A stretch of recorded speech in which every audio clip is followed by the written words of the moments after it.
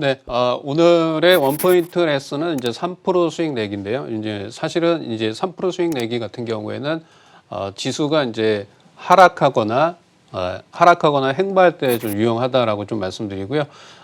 이건 이제 단기 트레이딩 전략이기 때문에 지금 이제 테마주나 주도주를 선점하지 못하신 분들은 시초가에 좀 매매하는 방법이다라고 좀 말씀을 드리고요.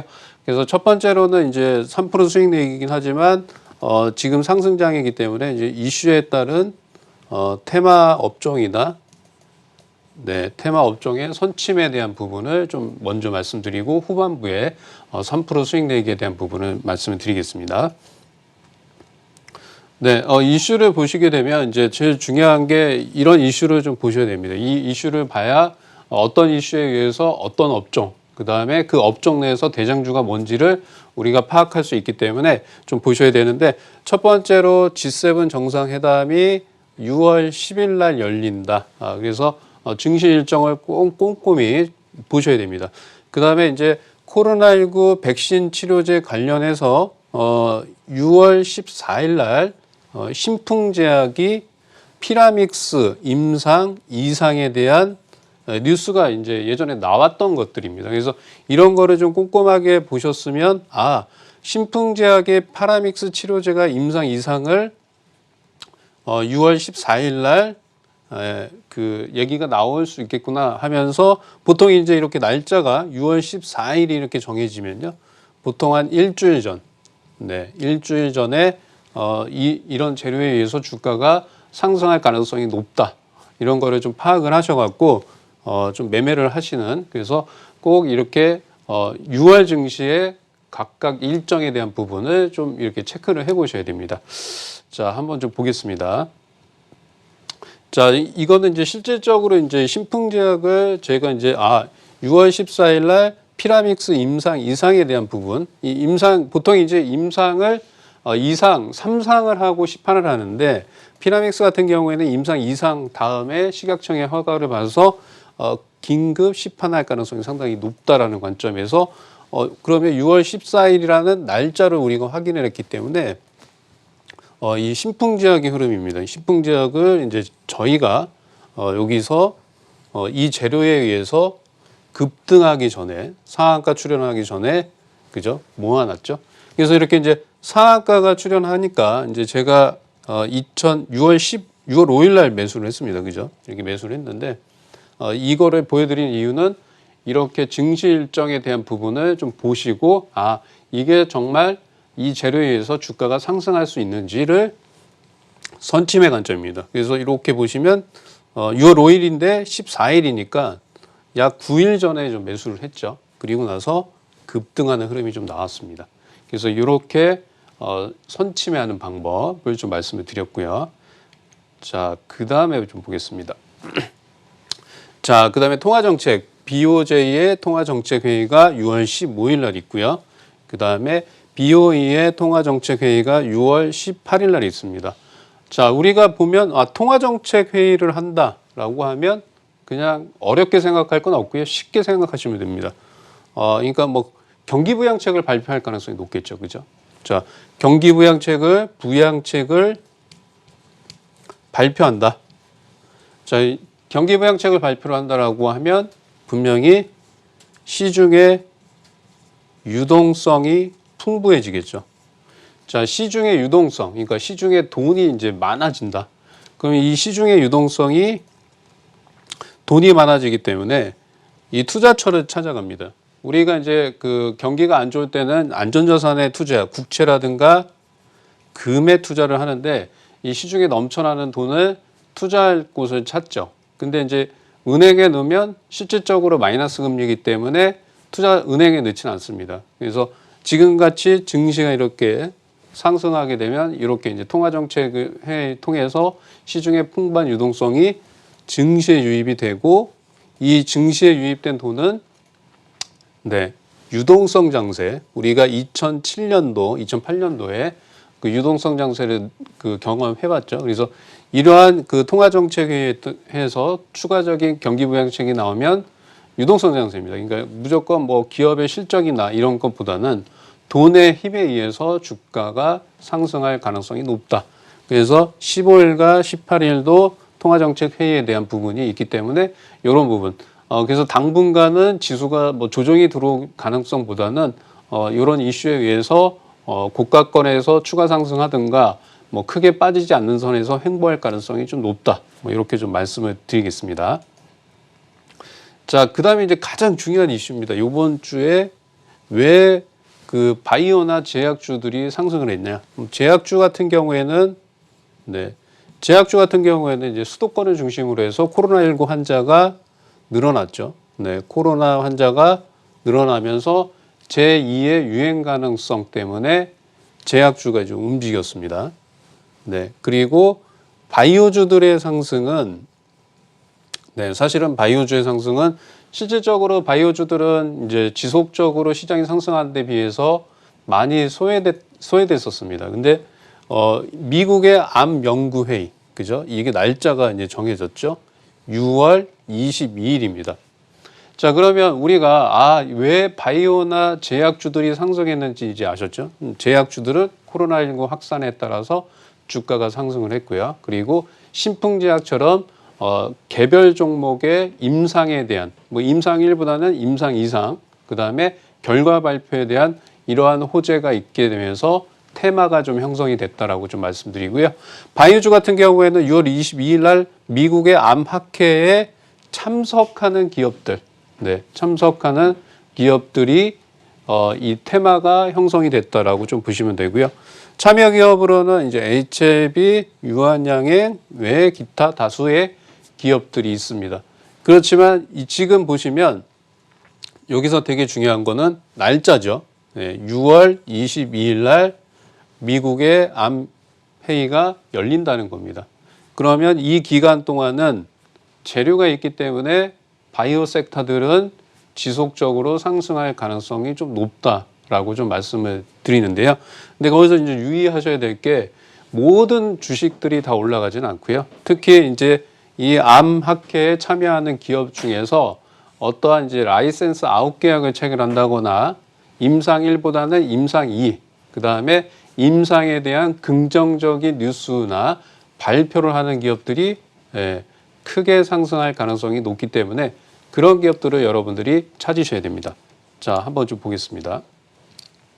자, 이거는 실질적으로 이제 HLB라는 게 이제 6월 22일 날 암 연구에 뉴스를 있었고, 그 다음에 주가가 한번 올라갔다가 제가 보시면 5월 22일 날 9시 58분에 이거를 사야 된다라고 여기 이제 문자 내역이 나왔습니다.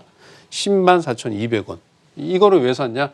말씀드린 것처럼 미국의 암 연구에 대한 이러한 뉴스 내용을 보고 이거는 움직일 가능성이 높다. 이때 당시의 흐름을 보시게 되면 차트의 모습을 여기를 급등하기 전의 흐름을 보면요. 종합지수나 이제 다른 여타의 주식들은 급등하는 데 비해서 이 주식은 상승하지 못했기 때문에 사람들이 이런 주식들은 쳐다보지 않습니다. 근데 이제 이러한 암 연구에 이런 이슈가 있으면서 이 매수 포인트를 좀 잡았던 거고요. 그러면서 시장의 주도 섹터로 좀 움직이는 흐름이 좀 나왔다라고 좀 말씀을 드리겠습니다. 자, 우리가 이제 임상 종합 학회가 있었고요. 암 연구 학회에서 참여하는 기업들이 있습니다. 여기 보시면 알테오젠 많이 올라갔죠. 요거는 일단은 지금 알테오젠, HLB, 펩트론 이렇게 기업들이 있어요. 추가 상승 여기서는 이제 여러분들이 잘 보셔야 되는 게 뭐 셀트리온이나 뭐 이런 것들보다는 이 암 연구에 참여하는 기업들 중에서 많이 상승하지 못했던 그런 종목들을 좀 찾으셔야 됩니다. 그래서 제가 이렇게 캡처를 해왔고요. 그 다음에 알테오젠 같은 경우에는 우리가 이제 많이 올라갔잖아요. 이런 것들은 이제 그 6월 22일 날 암 학회에 대한 이슈가 있더라도 좀 조정이 나올 가능성이 좀 높아요. 그래서 너무 많이 올라간 주식들. 그러니까 우리가 너무 많이 올라간 주식을 찾는 거는 네, 제가 이제 보조지표 RSI를 찾는데 요게 80건 이상권에 있는 주식이 주도주예요. 네, 주도주긴 한데 그런 애들 빼고요. 이 암 연구 학회에 참여하는 기업 중에서 이 RSI 보조지표가 한 70에서 60 사이에 있는 그런 업종들을 좀 찾으셔서 투자를 하시는 전략이 좀 좋을 것으로 좀 보여집니다. 자, 그 다음에 좀 보겠습니다. 펩트론입니다. 네, 펩트론도 보시면 전고점을 돌파하는 흐름이 나오면서 올라가고 있죠. 네, 얘도 이제 학회 참여를 하기 때문에 이러한 모멘텀에 의해서 오늘 이제 대부분 바이오주들이 강한 흐름이 좀 나왔다라고 좀 말씀드리고요. 이런 것들은 일단은 이제 추가 상승 가능성, 전고점을 돌파하면서 한 2, 3일 정도는 네, 추가 상승 가능성이 좀 있다. 이렇게 좀 보여집니다. 자, 그 다음에 보겠습니다. 유한양행, 그죠?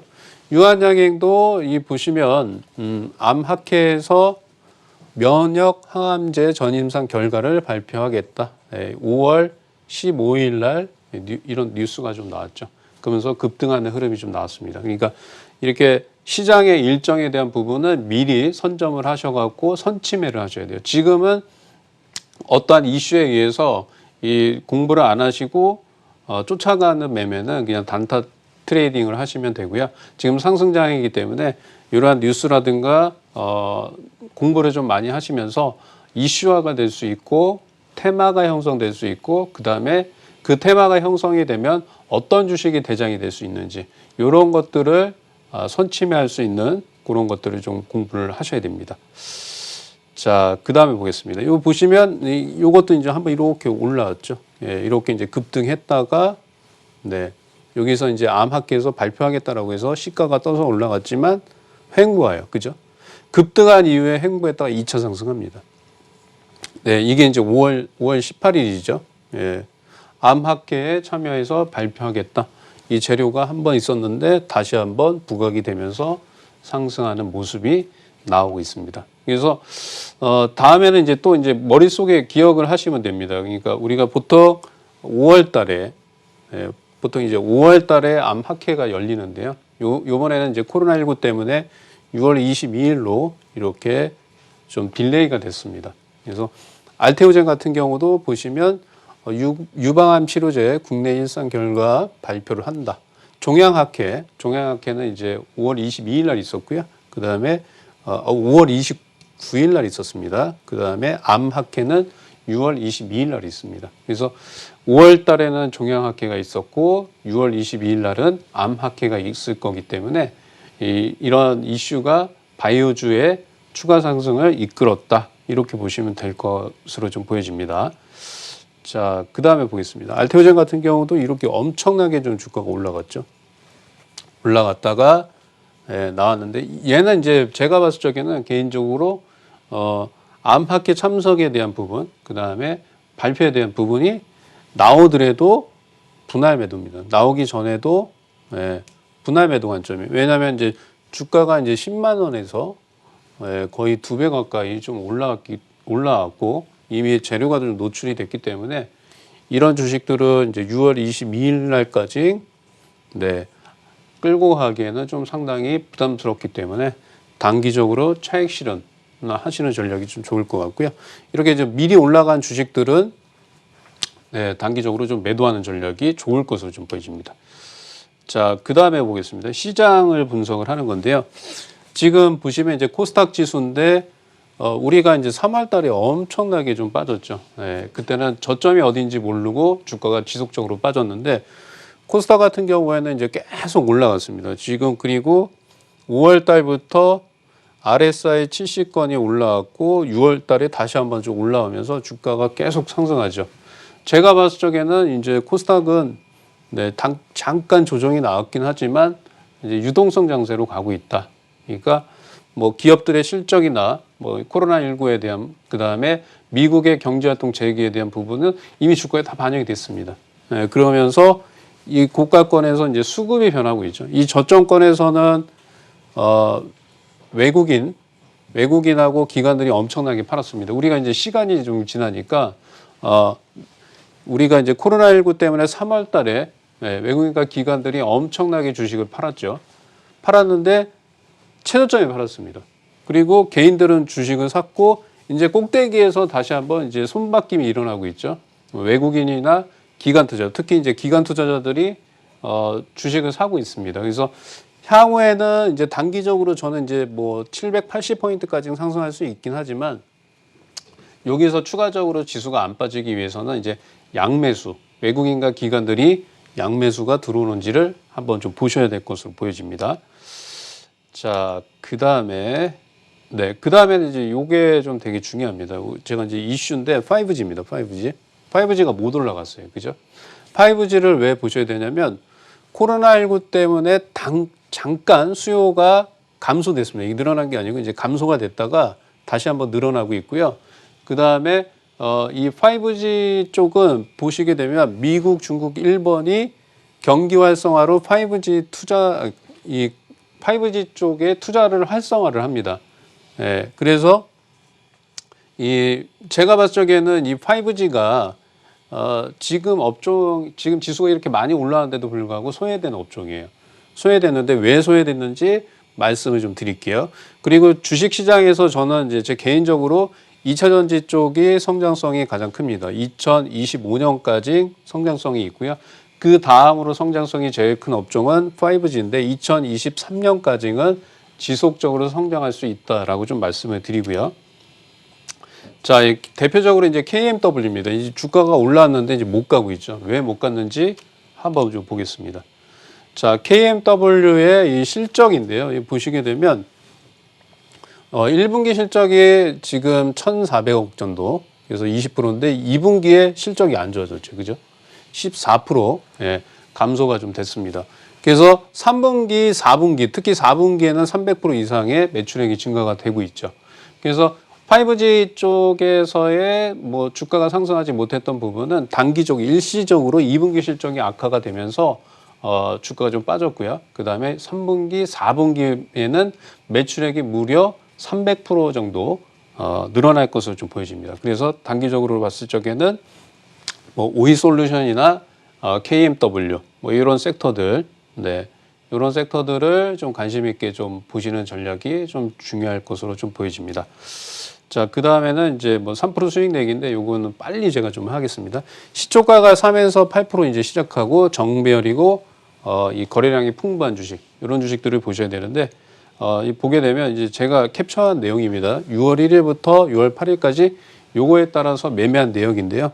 네, 지금 손절이 한 번도 없습니다. 그리고 200만 원, 200만 원, 200만 원, 200만 원, 200만 원에서 일주일 만에 한 1,000만 원 이상의 수익이 났죠. 자, 요거를 한번 좀 보게 되면요. 시초가가 이렇게 강하게 시작합니다. 네, 시초가 강하게 시작해서 금방 끝나요. 9시 10분 안에 고가가 형성이 됩니다. 그죠? 자, 그 다음에 좀 보겠습니다. IG비전입니다. 네, 시초가 얘도 이제 7%대 시작하죠. 네, 그리고 나서 급등합니다. 근데 이 고점이 9시 15분에 끝나요. 그러니까 시가에 사서 10분 안에 끝나는 매매입니다. 네, 그리고 한번 좀 보겠습니다. 대창솔루션입니다. 얘도 보시면 시가가 저가죠. 그 다음에 시초가가 또 7.6%. 그래서 쭉 올라갔죠. 거의 상한가를 가는 흐름이 좀 나왔고요.